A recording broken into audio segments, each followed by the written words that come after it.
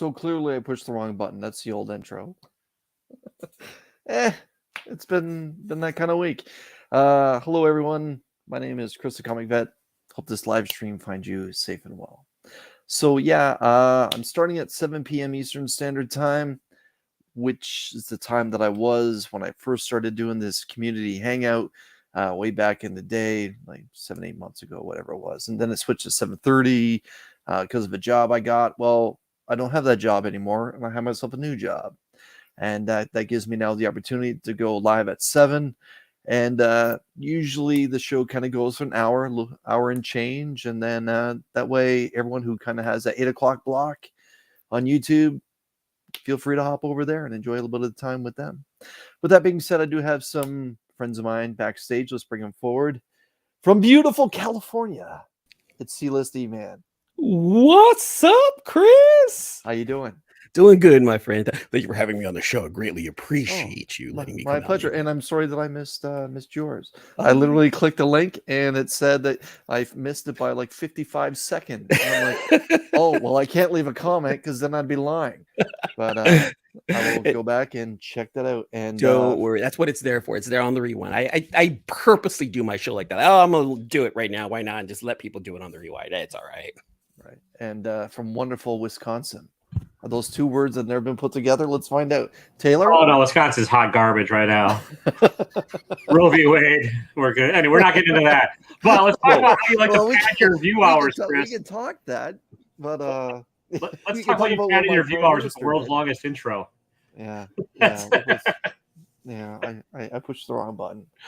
But I always push the wrong buttons. And from one of my favorite states in the entire union, it's Gary B, who is coming from beautiful New York. What is up, gentlemen? How's it going? It's okay. All right. So let's talk about Roe v. Wade. No, we're not going to talk about Roe v. Wade. But what I am curious about is that we just had an ending for Obi-Wan that took place last week, and we didn't have a chance to talk about it because I want enjoy it before they start talking about it here. But it's been a solid week since that episode was released. I'm giving it a thumbs up. I think it's probably the second best Star Wars Disney Plus show we've had, and that being behind, I think, the first season of The Mandalorian. But it was interesting watching a show where that all the characters involved make it. So it's not like, you're going to expect to see massive death or anything. But my goodness, that fight at the end sure did get us close to death one more time. What was your take on the entire series and that final battle?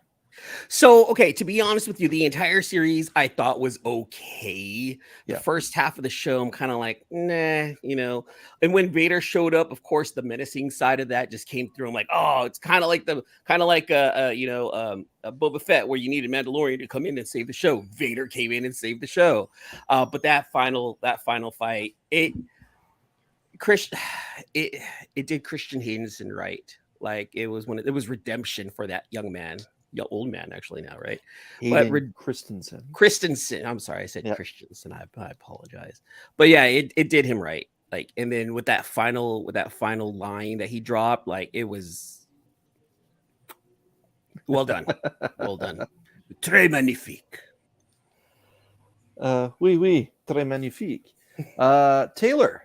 I mean, it kind of made Revenge of the Sith unnecessary. It was all right. It was fine. I mean, it was a show without consequences. I mean, the only thing it added was it showed Vader's scar skull where he got that, and like tried their best to wrap up continuity bullshit that only the biggest Star Wars nerds gave that rat's ass about. So, and I still don't think the third sister was very menacing at all. I just don't think she was the right actress for the role. Personally, she couldn't carry the evil she needed to, or the rage. Yeah, so. She looked just too damn likable. Yeah. But yeah, again, the fight scene was great. Yeah. But like the 5th episode, Obi-Wan sacrifices himself so they get away. The 6th episode, Obi-Wan sacrifices himself again. So it's just they're repeating shit in the same series. Yeah, that's a hell of a point. Episode 5 was a self-sacrifice and ended up getting away, and then this one was self-sacrifice again. But it's Brother John is saying that he thought that she was menacing as hell. I thought that she was menacing when she had backup. That first episode when they collectively they walked into that saloon seeking that one Jedi, I thought she was menacing then, but you could tell she had that aura of craziness. Is that a good term? You put me in front of a tank and I'll look menacing too. Yeah, like that loose cannon thing. Yeah. But yeah, I don't know. I'm kind of out to lunch on that character. I just I can't call it if I liked her or not. Gary, what was your overall take, my man? My overall take is I have not watched Obi-Wan yet. It's on the to watch spoilers. list. Spoilers. Obi-Wan survived. It's okay. No, don't tell me. So does Vader. One of the reasons I haven't watched it yet, it's just there's just been too much other content on. I've been watching The Boys. I've been watching Miss Marvel. And Obi-Wan is a character I know makes it to Return of the Jedi. So like Taylor was saying, I know he makes it out of the series. I know it's going to be a roundabout. Nothing's going to happen to Luke or Leia. So I'm like, all right, I can wait for that one. Yeah, it's an in-betweener. Yeah. So sure, the plot had her do that, John. I just don't think she was that convincing in that. I thought that last battle was kind of, I don't want to say predictable, but we all knew Obi-Wan was going to power up. Yeah. And we were going to get to see him back to, like legendary status when it comes to the flow of the Force. And we got to see that. And he struck a couple poses that, that hit home, the overhead pose that he did when he first challenged Vader, and then the arms out lifting everything that's around him.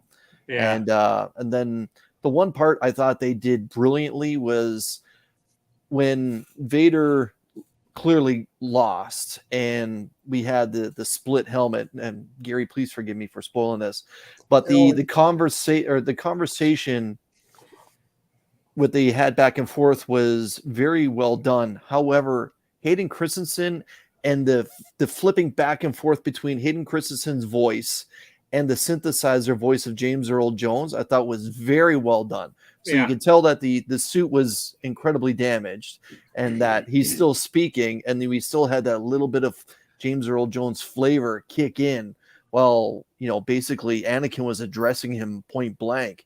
And, the whole eye color change thing, people spoke about that. How genuine that is, I'm not sure. But, I just saw that on social media, like at one moment he's speaking and it's his normal eye color. And then when he turns around and says that he killed Anakin, and then you see the red eye, the red yellow eyes. And that I was just like, ooh, it's like golf. You just have that one good hole and you're hooked back for another round. And that was the same thing. That's kind of what I got from this series. Like, okay, it was a little predictable, with Obi-Wan powering up kind of thing, like I said in the final episode. But man, those two, and the whole Vader still using one hand other than defense, where he would hold the two hands on his lightsaber. I like the fact that they stuck to that, and man, the choreography for those lightsaber scenes were top notch. Even that episode where they were, looked like they were back in training, and that was still really well done stuff. So the back in training choreography, it felt realistic. It felt okay. That's the kind of level that they're at. I felt like the lightsaber battle, the choreography for that at the very end when it was Vader and Obi-Wan, I felt like that could have been better. I thought it was good, not great. I felt like there could have been just more to it. I didn't want the choreography from, Phantom Menace. That was way too kung fu-ish, right? That was way too, just that, but something in between, like a good in between. People are going to hate this. Some people might hate me for saying this, but some of the lightsaber choreography in the sequel trilogy really wasn't bad. And I was kind of hoping to get something like that. Take me for it. I know what you're saying. I think the problem is the sequels or the prequels is when they made lightsaber battles like flippy, jumpy, stippy, right. Like every step is with the Force, right? Whereas Luke didn't have that. Right. Yeah, this is like the original trilogy more so. Like a heightened original trilogy, but still that. Unrefined. I do think Qui-Gon should have made an appearance during that fight when the spoilers, when it looked like Obi-Wan's going to lose at first. That's when Qui-Gon should have showed up instead of at the end. It's like, want to go for a walk, little buddy? I've been here all along, Obi-Wan. You're not ready. Also, Qui-Gon's the only Jedi to ever get killed. Now, only Jedi to ever get killed by a lightsaber stab to the gut. Like the rest of them, like walk it off.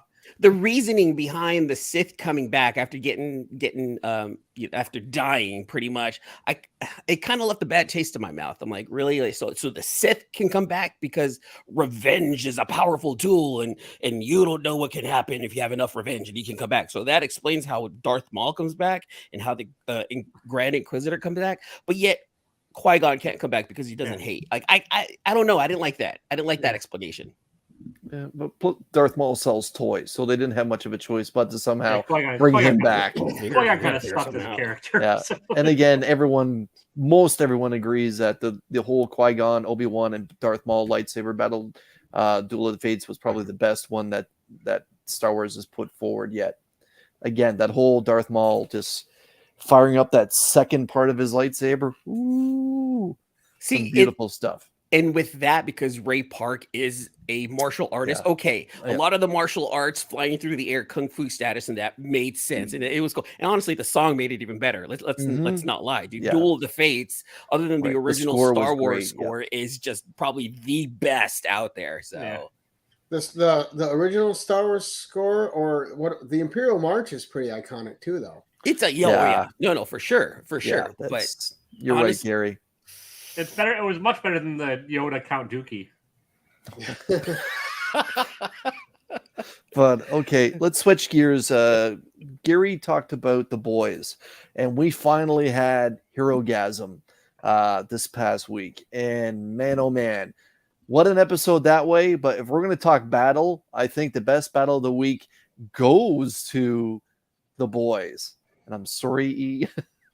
I didn't watch it. Like I was trying to watch. I haven't seen it. You haven't seen it either, Gary. What did you think? I did see it. I'm all caught up on The Boys. Okay, so we're not going to spoil it that much, but we had a fantastic battle that happened. Finally, we got to see someone stand up to Homelander, and we got to see what Homelander actually can do, other than just laser eyes, throwing punches, taking punches, and he actually knows how to fight.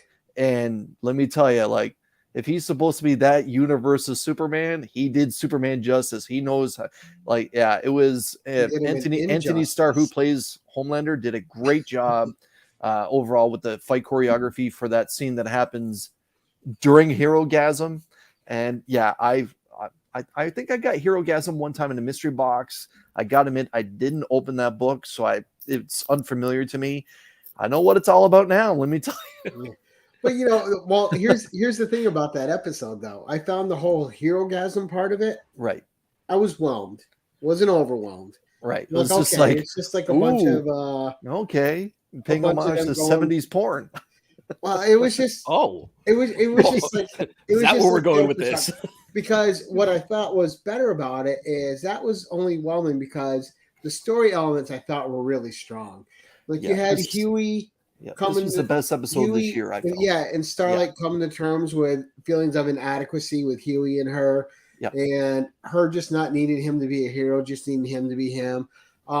Butcher going further down the rabbit hole because he is just so bent on revenge.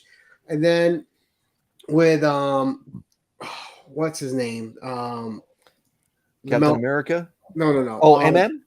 Mother's Milk? Yeah, with Mother's Milk and Starlight, with him going through his trauma, his acting has been that actor's acting has been really spectacular. I think he might be the best actor on the show. And it just the further plot with Frenchie and I can't remember her name now. I'm blanking, but I love their story. Tamiko, yeah, their story is amazing to me, and just she doesn't have powers again right now, but she is still a badass fighter in every sense of the word. Oh yeah. And And those skills badass are fighter her and biter. skills. Yeah. So it wasn't her powers that made her deadly, but it's her powers that kept her alive. But so all the ancillary characters, I thought their stories were incredible. The Deep is always good for a laugh, Yes. you know. Because And I isn't thought, Aquaman kind of like a laughing right. stock? Like isn't that like what they're just feeding on? And I right don't want to there? ruin anything for him, but with what happened with damn it, the speed guy's name. Oh, A-Train. yes, A-Train. Yeah. The story plot with A-Train, paid off. Yep. And So- in all It's different a ways. very good episode. the whole Black Lives Matter writing that they wrote this season into the Well, whole train storyline And not came to only fruition. that, Right. and his growth as a character with the confrontation with him and Huey, with him Right. finally realizing the kind of shit he's fucked up, and what happens after that, which I don't want to ruin for Right. him. But guys, I this actually was wanna this watch was the kind of episode where when it ended, you kind of thought, is that the season finale?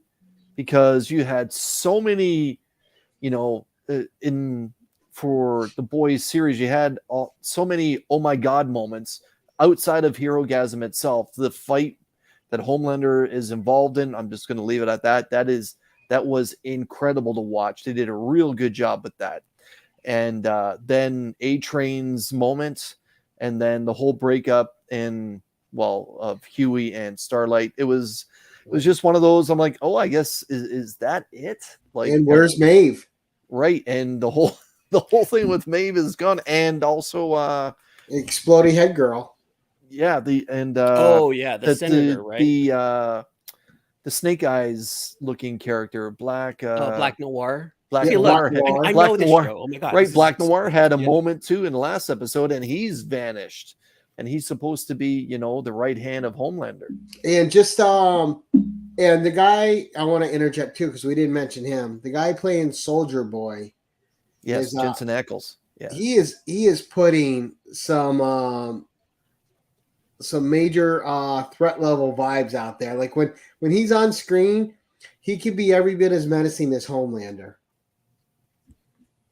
But still, menacing that fight and scene. questionable too. Like it's menacing. Yeah, we can't, something may happen, but you just don't know which direction he's going to go. At least with Homelander, you know that he's primarily, a fake hero, a villain. With Jensen Ackles' character, Soldier Boy, you really don't know which way he's going to go, and that's what just makes this episode it's so damn good. Yeah.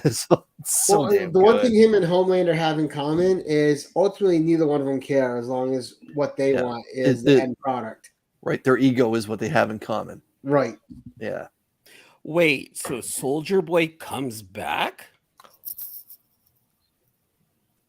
How far behind are you? I'm only 2 episodes behind. Like I know that they okay. were looking for him, so Okay. I really got to go back and watch. I was trying to watch it like last Saturday. I was trying to watch the previous episode like last Saturday, and then all of a sudden my daughter comes downstairs, and I completely just didn't think about it. And then a scene comes on. I'm like, no, this is not an episode for children. Like this is the episode where you'll get judged as a parent. No, I didn't watch. Kids watch it. You got some good stuff coming up with Kimiko and Frenchie. Yeah. My gosh, that scene when she just went totally brutal without her powers. Wow, was that amazing? Yeah, interesting character. So, Ms. Marvel. We don't have to dive deep into this one. Just we know a new episode dropped today. Drops Wednesdays. Last week, later. Yeah, last week we had the cliffhanger ending with the train coming to fruition, and that her grandmother on the other side of the world in Karachi, Pakistan, saw the train too. Overall, guys, thoughts on the episode? Thumbs up, thumbs down, thumbs in the middle. I watched today's episode with Eris because that's like our thing now. Like she's really enjoying it.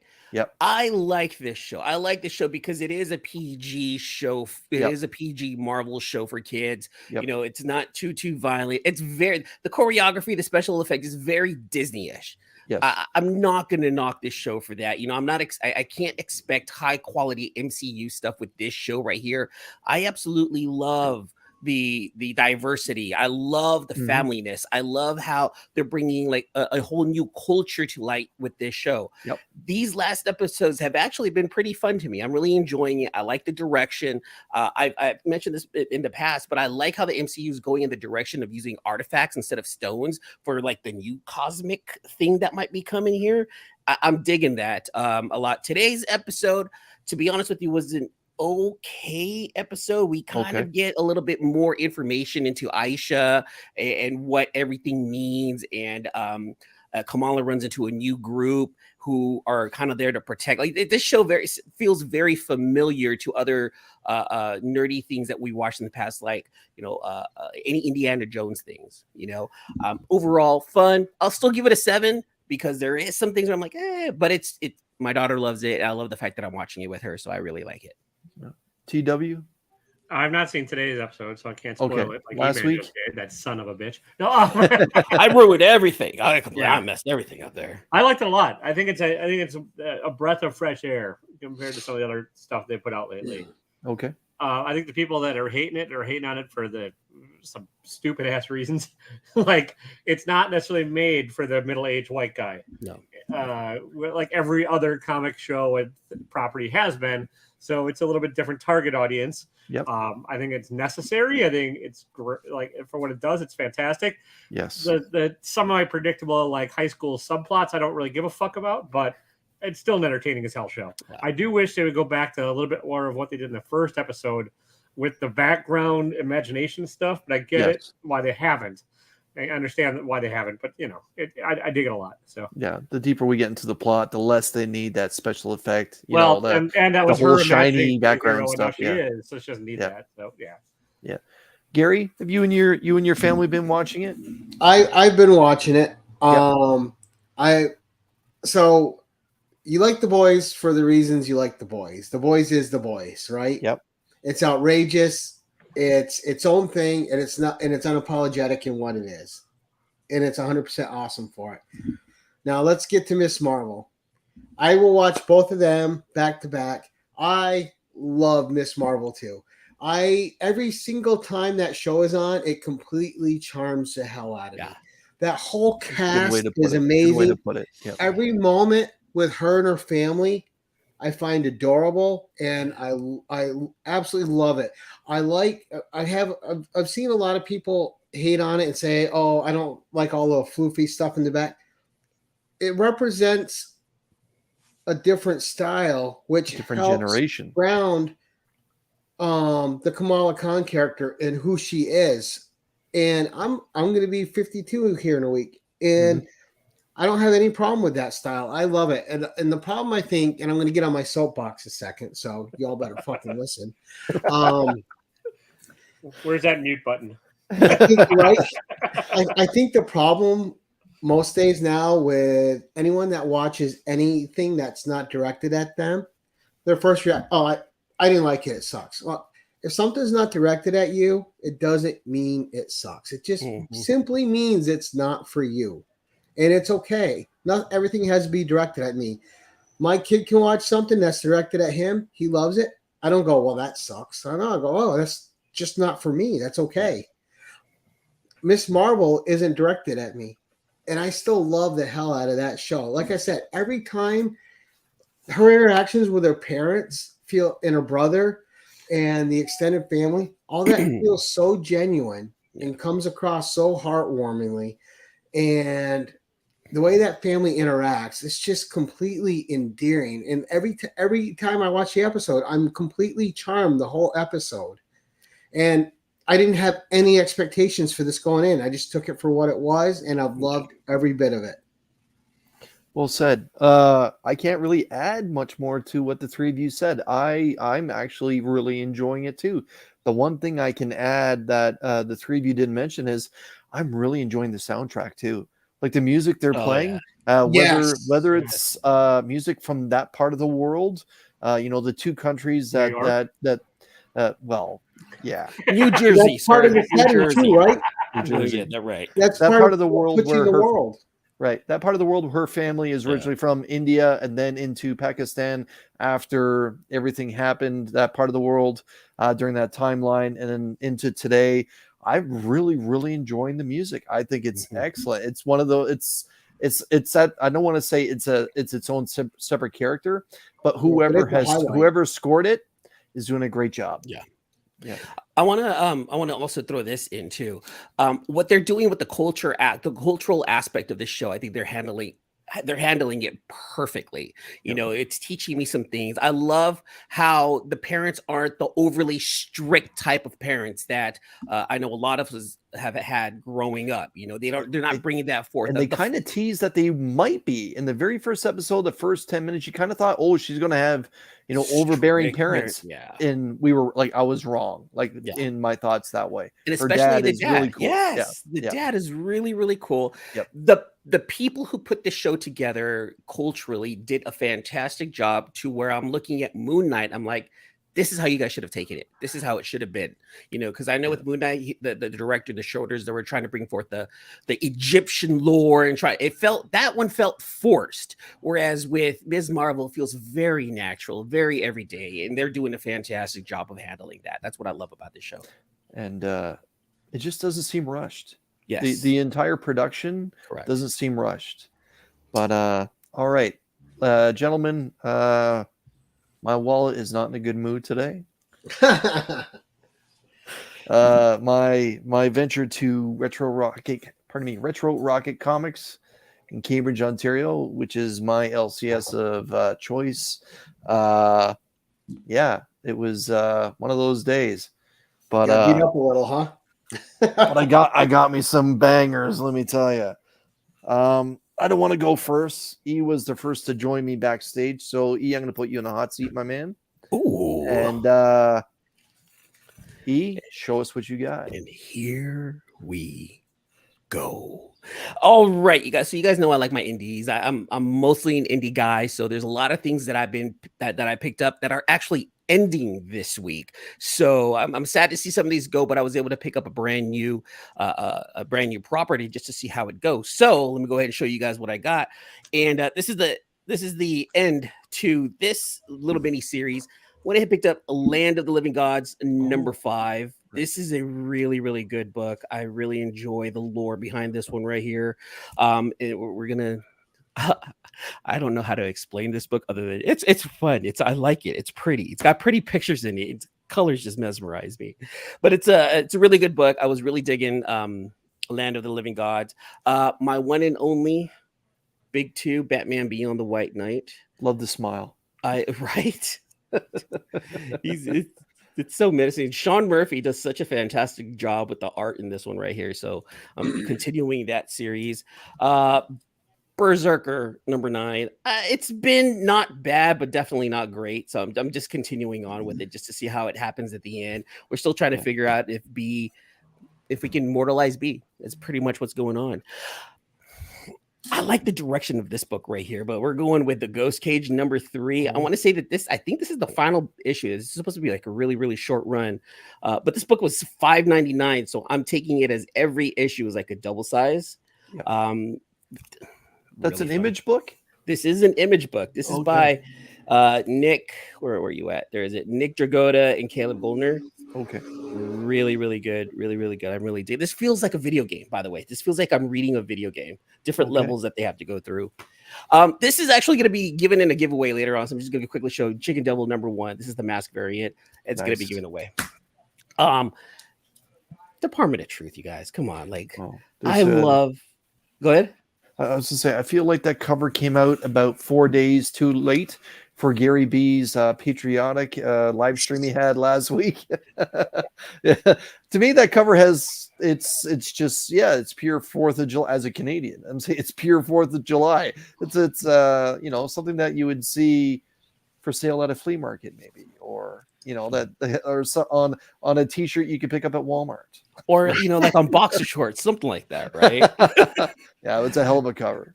I'm going on with this. Sir. this book, right? I don't know. I don't even know why I'm still collecting this one. The Righteous Search for Vengeance. It's not moving forward for me. I don't know. Maybe I'm just waiting for something big to happen. However, this one right here is moving forward. Life Zero, Marco Cicchetto's zombie book, all action. This is like a summer blockbuster from like the 80s, just pure zombie action. And sometimes you just need mindless reading, and this is it right here. This is the new book I picked up. Mindset. Anyone heard about this one right here? Yeah. It's about a couple of tech nerds who create a new app that helps people get away from, social media, but you find out that it's actually controlling people. And they don't know how it's happening. So it's kind of weird. That's one of the new ones that I picked up. And then this is the end to one of my favorite books right here. 7 Secrets. So, without spoilers, could there be another volume? I've already read it. No. Okay. No. Yes. There was. No, Taylor. No. Yes. Okay. It ended. It ended, and I think it ended well. I mean, it could, but I don't think there's any reason for it. And that's it. Those are the books that I picked up for today. Very cool. Yeah, that tech one seems interesting. All right, I'll throw myself back over there. And all right, so this is my haul. Last week, the new Fantastic Four was released, and there was a cover. My LCS did not get it, but he got it today. And this is Arthur Adams, who I feel is the best Wolverine artist over the span of time. And this is one of my cases in point why Arthur Adams draws Wolverine so spectacular. And he can draw feet too. From that whole mid to late 80s type of artist, he can deliver on feet. But yeah, this is it's got that classic X-Men cover feel to Wolverine's pose there. And some of those X-Men annuals that were, that Arthur Adams was at the helm for the late 80s and that. It's not a McFarlane homage. It's garbage. It's stop your noise. Hold on, bring that back up. Bring that back up because you pointed at feet, and for some reason, my mind goes in weird directions sometimes. That looks like a future design for a Batmobile. Look at his foot. It kind of looks like it could be a Batmobile in the future. You can draw foot. You can draw foot. You can draw a foot. You can deliver with a foot. But okay. I don't want to say I'm a sucker for Cantwell's Iron Man, but we all have that book that we pick up and we don't really know why, and I'm kind of thinking that's why I picked up that one. But anyways, Han and Chewie, number 3. I've been quietly enjoying the first 2, so why not? Quietly enjoying. Don't let nobody quietly enjoying the first 2. I like it, but don't let anyone else know. And a candidate for cover of this week is Obi-Wan number 2. And yeah, that's why I use it as the background.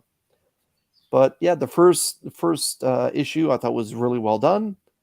And so giving this one an opportunity. It's been a while since we've seen Jessica Jones in a story, so I decided to give this one a chance as the variants number 1. What is it? I saw that at the great Phil Noto cover.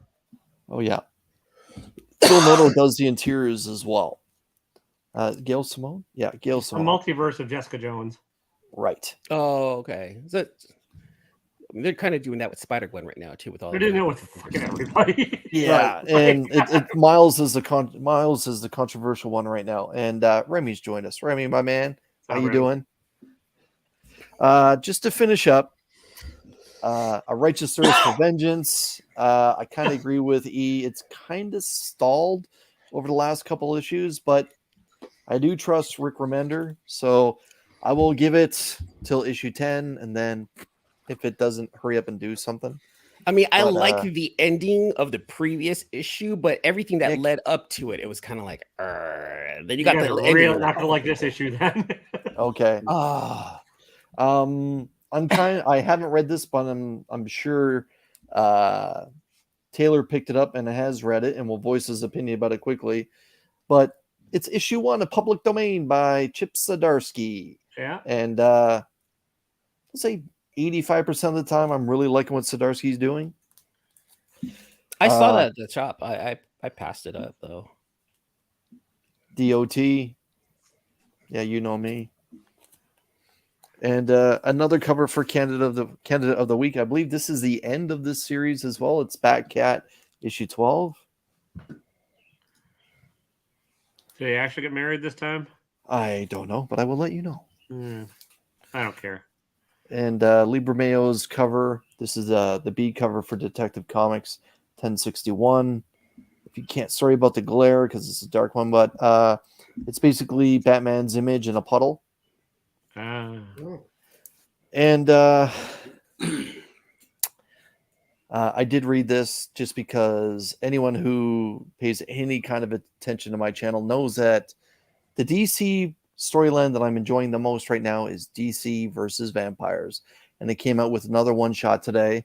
And now we can talk about McFarlane homages. The homage cover. Yeah. And so this is Killers, issue number 1. The last one-shot we had last month was focused around Damian Wayne. This particular issue is focused around Harley Quinn. And yeah, it's interesting that they decided to do this variant cover for this particular issue because Batman's been dead in the storyline for a couple issues now. Spoiler alert. Batman gets killed. And yeah, but it was a fun read. It's Matthew Rosenberg's at the helm. Tynan doesn't have any credits listed, any credits listed, even though it's Tynan that's at the helm for the normal DC versus Vampire storyline, which is 12-issue maxi series. But now they paused it after issue 6, which ended with a bunch of deaths and a cliffhanger, including Batman falling. Then we had another one-shot last month, a one-shot this month, and then apparently they're going to do a six-issue mini-series inside this pause called All Out War. We'll go see where it goes from there. I kind of think they're jumping the shark at this point. Like, let's just finish up the damn series before you start giving a spin-off series within the maxi series. I wouldn't be surprised if Tynan's done because like he quit DC to go to Substack a long fucking time ago. So yeah, but I thought I read somewhere that he turned in the script for the 12 issues. All right. And as you know, I've been a champion for the series, so I'm kind of thinking it's well received elsewhere. That's why they're doing all these other fillers series until they go back for the final 6. Or they like money. But yeah, this is a hell of an homage. And yeah, this is the second time this year I think I've seen this cover. Wait, that's a Tynan book? The normal maxi series is yes. But this one, I believe Rosenberg has co-scripting credits with the maxi series, but he's at the helm for this one individually. But yeah, so I went through this. I give it 4 Maple Leafs out of 5. It's not as good as what's that in American?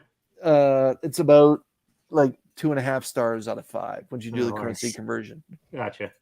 Son of a bitch.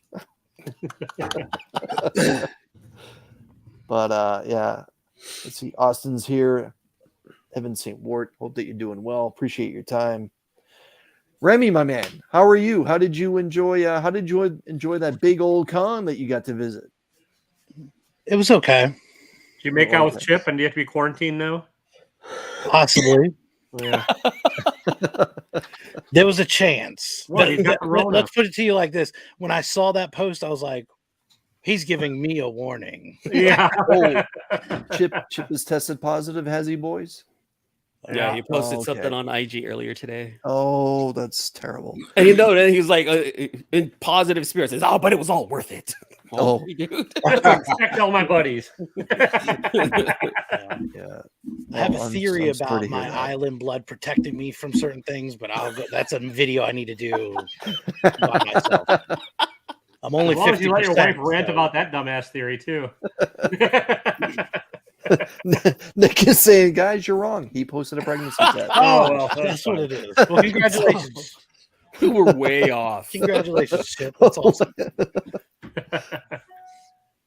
Okay, Taylor, my man. All right, I'm not going to show all these, but this was. Oh my goodness! No. This is all. These are all old ones I got from a buddy. He had a one sale and nobody bought them. And he's local. So what are the highlights? At least, what are the highlights? Space, and the rest of them are old Action Comics. I paid $2 a pop for. So. Very nice. Yeah. So I don't need to get into that, but he's like, I'm like, I don't want to pay shipping. He's like, well, if you just cash at me, I'm like, perfect. So I just cash after him and he lets him at the LCS. Secrets. Secrets. Swamp Thing's killing the other. I passed on that one. What did you think of it? I liked it. I mean, it's Swamp Thing. It's Ron V, dude. I'm gonna have to go back. You've been touting the virtues of this book all along, and you skipped this issue. I'll be honest. I ran out of money. So all right. I'm gonna have to go back. It's like Orphan Black, but not good. No. No! Don't say that. It's not. It's not. What? It's not good, or it's not like Orphan Black. It's all right. It's a setup. Iggy, thanks for joining us, my man. 8 Billion Genies, number 2. Good as the first. No, but it's okay. Good. Because everyone was shouting the first one. Did you hear about Amazon in that? No, they pick it up. Yeah, Amazon picked it up. Nice. Oh. Off to the LCS we go. Then hopefully at issue 3 it starts having a plot. Anyway, okay. The chat dies out. This one is a rando. It wasn't bad. Avengers 57. This is a weird ass one. That's a busy cover. Yeah. Mindset number 1. I think this is a 1 in 10. I'm not sure. The guy gave it to me at cover price. So. Hey, wait! Didn't I just bring up Mindset? Wait, that's not one, right? So it's a bold book. Okay. This is issue 1, but I think it's a racial variant. Oh yeah. Okay. Yeah. So. Very cool. What's the furthest place from your mom? Number 7. They're still doing that? They're still doing it, and it still doesn't make any goddamn sense. Oh, man. I need to jump back on that. Robbing My Money. Number Death 15. to the Family. Right. Those guys are really going to hate this book if they didn't like how it's going. Yeah.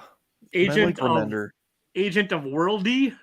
I don't know. World. I don't know. This is a gorgeous book. Okay. Watch my review. Iron Cat number 1, just because whatever. I'm a sucker for. Yeah, I wasn't sure about that one. I thought like 4 different. Felicia Hardy. It's Jed McKay writing. Right. I didn't realize Jed was at the helm. Okay. Yeah. So public domain. Canadian boy. Yeah. This very quick paced barn burner of a story never slows down for a minute. Always makes perfect sense with incredibly clear artwork. And that's all I got. My sarcasm detector just blew up. The Taylor, hold up the Zdarsky book 2 books ago, the public domain. Yeah. What were your, not to spoil it, overall thoughts? I liked it. Worth picking up? Okay. I mean, it's not a superhero book. Right. So is it as good as his Sex and Criminals that he put out a few years ago? I mean, that was Matt Fraction writing, so that was a whole different beast. Okay. This is Zdarsky doing more kind of thoughtful Zdarsky stuff. So. Okay. Taylor actually likes it. Yeah. Oh shoot! I wasn't muted. Oh, yeah. I hate when you do that. You're bad for that, Remy. You're bad. None of the books this week were that horrible. It was all right. Iron Cat was all right, but yeah, it was not. I mean, yeah. Yeah, very wordy. It's pretty predictable, but it wasn't bad. Okay. I'm feeling like we're going to see Iron Cat one more time. Perhaps. Gary, my man, show us what you got. All right. Well, first up, Mercandolfo's Red Sonja, number 10. There was going to be something like that there, of course. Yes, sir. You know there's always going to be a barbarian in my pile. Number 10. Very nice. Joseph Michael Eisner cover, number 10. Jeez. All the keep going. Please keep going. Berserker, number 9. Oh. Quite the pose. Next up, picked up this one shot. I don't know if it's going to be any good. Thor, Lightning, and Mayhem. Lament. Lightning and Lament. Hold on. Because Remy is a Thor man, Yeah. Oh, it didn't work. Yeah. Yeah. We got the variants because I'm a fan of Jessica Jones. So, but now my hopes are diminished because Taylor said it sucked. I didn't say it sucked. All right, the variants again. I mean, it's not worth buying all the variants. Of the I only bought 2. So you bought a variant of the variants. Okay. Then we got Spider-Man 2099, Exodus #3. Had to get the cover with Monica Rambeau on You it. could say, Mark, I deep throated that thing in 2 seconds. You're just 4. In time, Adrian. You're just in time. Oh, that's a hell of a cover. Yeah, her and Ben Grimm, gotta love it. Then I also got this cover, which is all the Jennifer Walters through the ages. Oh wow! So including the immortal version and the big dumb version. Yep, it's in there, top left. Okay. She's we got like that. The big dumb version. John Taylor Christopher action figure variant of Iron Cat. Very nice. The design of Iron Cat's actually pretty cool. It is. I love those covers when they're slabbed up. I think they look great. We got the Ron Lim variant. Then we have the A cover. Yes. And then to round out the buys for the week, probably my favorite cover of the week because it's just a beautiful cover. Iron Man and Hellcat Annual. Look at that Hellcat cover just by Art Germ. Amazing. Who is that? Art Germ? Yeah. Okay. Yeah. But just a great cover. He does such good stuff. His work's alright. But that's it. He's all right if you're into gorgeous pieces of work. He's all right. He's all right. Exactly. That's Stanley. He's all right. It's all Photoshop. It's just colorizing pictures. That's all he's doing. Glorified crayon is what he's using. Yeah. That's what it is. He's good at doodles. Remy, my man, show us what you got. Hold on. Okay, I was just going to start out with a banger of the week. Right? I couldn't wait. No. Hey, Jed McKay's writing on the Black Cat series has been great for the last couple of years, so this should be spectacular too. Lots of things should be spectacular, Gary. I had picked this one up. I think this was last week. Yeah. eBay's going off. Yeah. I think it was last week's, but I wasn't able to make it out to the LCS. I mean, the Joe King Shark's supposed to be in DC. I don't know what he's doing there on a Marvel book. Oh wow! This apparently Angel had on her pull list. I didn't know this, so she gave it to me, and I was like, I'll make sure I grab that. Does she enjoy the X-Men? I don't know what link she has to that, but apparently she put it on there. Okay. This was the variant cover for Buffy 97. Scream homage. Nice. Very nice. And then this one, the guy at my LCS threw in, and I was like, yeah, of course. yeah. What are you gonna do? Say no? I'm not. I was gonna take that book the second I saw it. And that's it. Remy is the collector of the finest coloring. Remy did the smart collecting this week. He only bought like 4 books. He's like, gas is important this week, you guys. He's like, I'm buying what I love and what the wife wants, and I'm out of heat. Yeah. Did anybody pick up the Wannabes? I wanted to get that. They didn't have it though. I haven't even heard of that, Remy. No, I haven't heard. So I was at Small Town Collectibles. He's calling me. Yeah, I'm about to give you the plug. Small Town Collectibles, it was fantastic. The video that he had, I believe, yesterday on the new comic book day. Yes. And he talked about the Wannabes. It sounded kind of like a kick-ass story. Like there was a group of 3 kids who admired superheroes, and then they went out with like baseball bats to try to be like vigilantes, and then they get beat up, and then they go back out again and try to. It sounded kind of like a kick-ass story, which I'm really into. But it was a Scout comic book, and it was called Wannabes. And I just didn't know if anybody. Oh yeah, it's their Scoot imprint, so it's for kids. I don't think my shop carries that. So my guy didn't have it, but I asked him if he could pick one up, so he's gonna nab one for me, so I'll have it next week. But it came out today, and yeah, Taylor, you're right. Mitchell Martinez is the writer for it. And yeah, it does even the cover kind of has a little bit of a kick-ass flavor to it. Yeah, well, it's kind Doesn't sound like it's for kids very much. So if they go out with bats and they all get their asses beat. Well, Jimmy one said of them apparently they like get stabbed in the first outing, and like so in the synopsis they talk about it, like I don't. Yeah, if it's a kid book, that's weird if they're stabbing bedtime stories. So that's the cover right there. The kid in the middle is carrying a crowbar and he's masked up. And then the kid on the end is just carrying some good hair. That's all I can say. Yeah, I may keep my eye out. I didn't know if anybody picked it up because I was interested in it. Thanks, Jimmy. Now he owes you $4.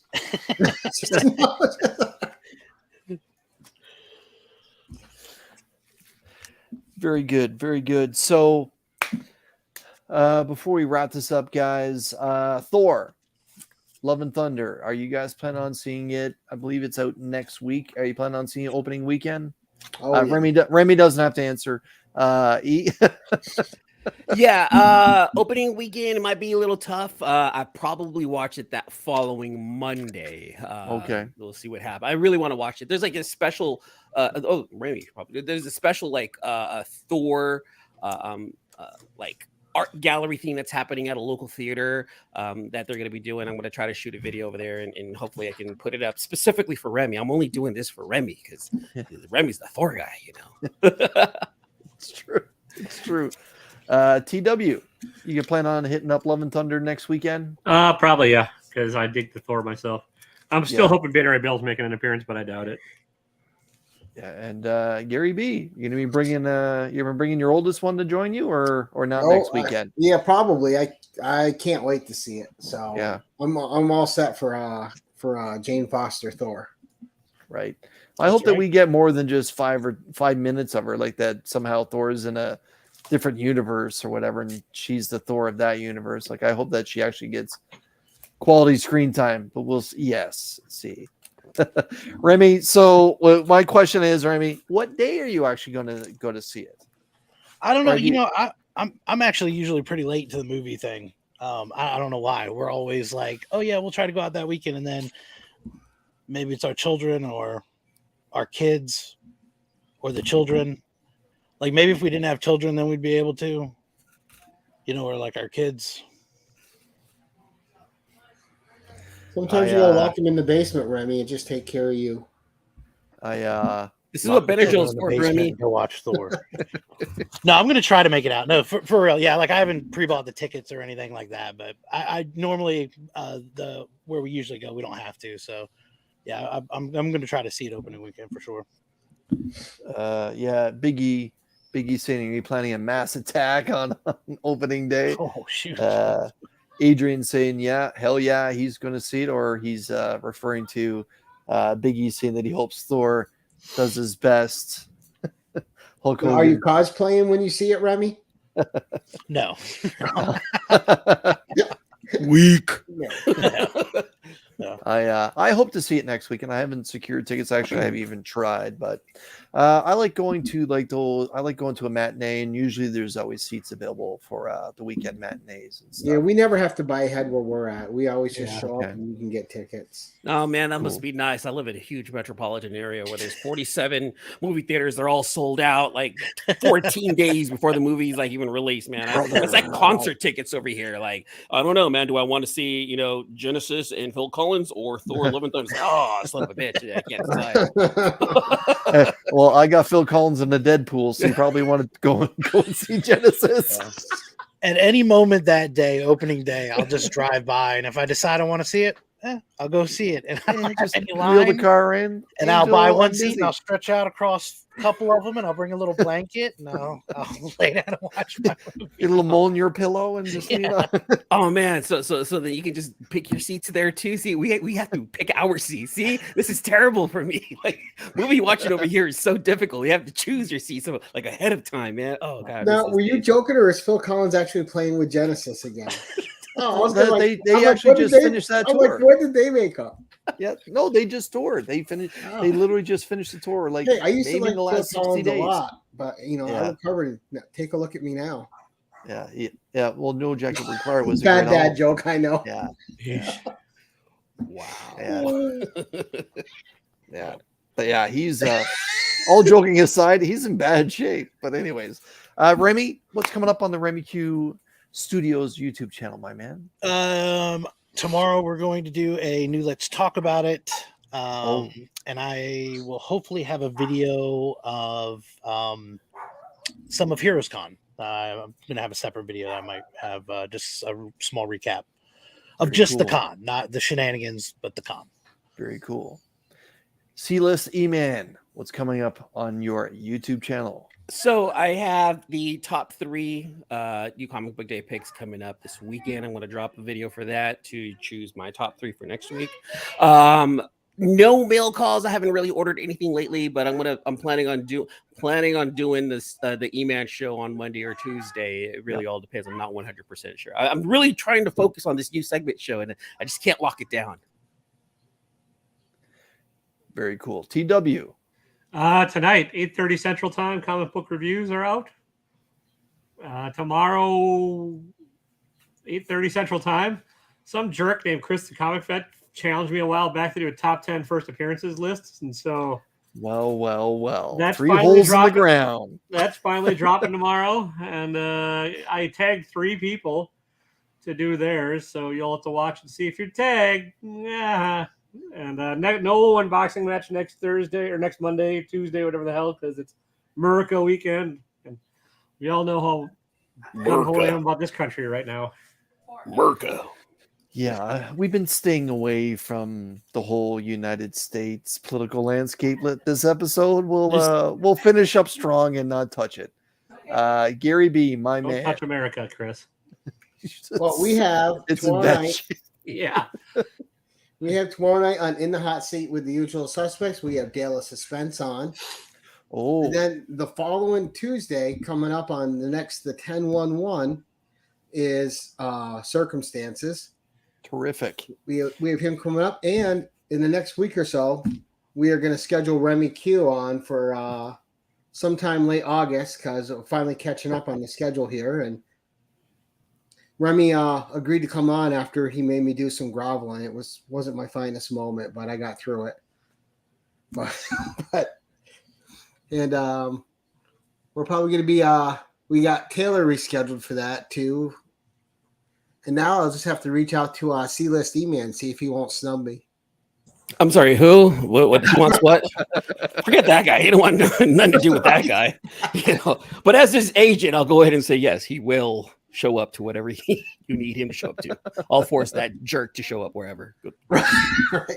But that's it. That's what we got coming up. I'll send you his Google link, so that way you can just put it on his calendar. He'll never notice. Right, his MySpace. Who does MySpace? It's Friendster, sir. Friendster. Please, can we get this right? Friendster. I did see a meme that said that Canada must feel like it lives above a meth lab right about now. that one's been that one's been floating around since your last president. But I know, but it's still accurate. I need this image. I need that thrown in my inbox somehow, some way. Nah, in the end, politically, the Supreme Court can do whatever they want and throw whatever they want. States can do whatever they want. The one thing that makes me so proud to visit the United States is the people. And in the end, every American that I've come in contact with, whether it's over a cigar at a Comic-Con or even at a comic shop, they've always been kind to me. And that whole myth that Canadians are kind, it's in my opinion, traveling both these countries, it's a North American thing. And coming up on my channel, I'm gonna be opening some Walmart packs, and everyone knows the rest of it. Anyways, with that said, gentlemen, thank you so much for spending a little bit of your Wednesday and showing the books that you picked up today. I really appreciate it. And everyone that's hanging out in the chat, everyone that spent a little bit of time, I greatly appreciate that as well. And happy Canada Day to all the Canadians, for all the Americans. That's July 1st. And happy 4th of July to all the Americans out there. Canadians, we all know what the 4th of July is. But with that said, guys, have a good night and stay safe this weekend. And Chip, feel better, my man. Chip, spread the love.